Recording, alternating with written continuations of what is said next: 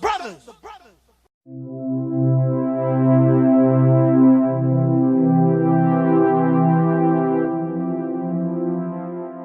So I just finished watching Netflix's Stranger Things for the first time, and my favorite character by the end was my boy, Steve the Hair Harrington.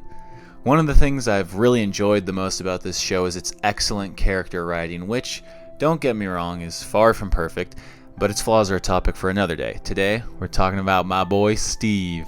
I think the reason he was my favorite character is because he really epitomizes that good character writing I mentioned.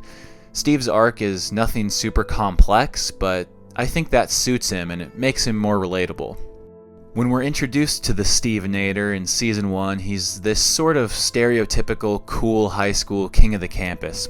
Basketball star, dating the prettiest girl, a jerk to his classmates who aren't cool enough, all that stuff. By the end of Season 1, we've glimpsed that Steve has a good heart, but he seems like an idiot who's sort of lost to what the right thing to do is. But in the second season, that man and his beautiful, majestic hair won me over. I should add here that by the end of Season 1, I did not like Steve as a character at all, but you as the viewer weren't really supposed to at that point. Everything started changing in Season 2. So Nancy essentially breaks his heart in a brutal fashion, while a little under the influence. Not to mention, he just gets completely shown up in every aspect when this new kid Billy shows up, and amid all this strife, Steve begins forging this bond with Dustin, which is honestly adorably wholesome to watch, and it's this sort of brotherly friendship that pushes Steve to essentially take on the role of the kids' protector, playing out the rest of Season 2 with Dustin, Lucas, and Max as he tries to keep them safe from the various monsters of the Upside Down. In Season 3, we return to Steve being just a complete loser. Literally, I mean, he still holds his facade of being a cool dude, but he just loses at everything.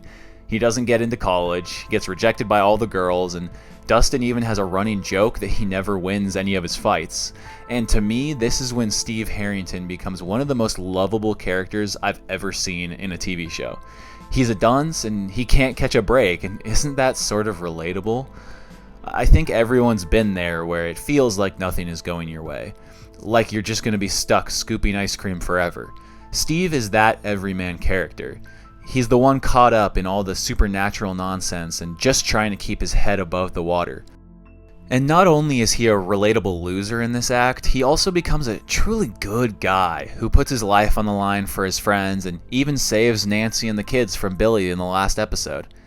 If/when Netflix inevitably renews Stranger Things for Season 4. I think there's a lot of really good stuff the writers could do with Steve, and I'm excited to see that.